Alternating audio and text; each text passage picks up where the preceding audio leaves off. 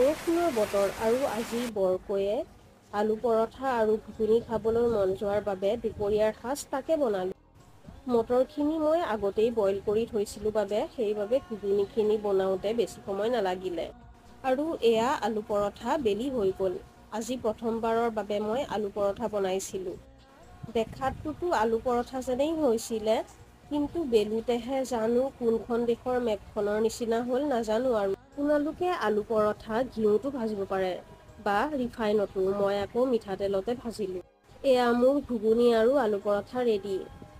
ইমান যে ভাল লাগিছিলে খাই। প্ৰথমবাৰ নিজে বনাইছোঁতো, খাই ভালেই লাগিব দিয়কচোন।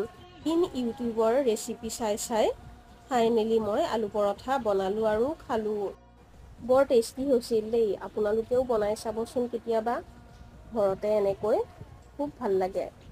মোৰ চেনেলটো ছাবস্ক্ৰাইব কৰিবলৈ নাপাহৰিব দেই আৰু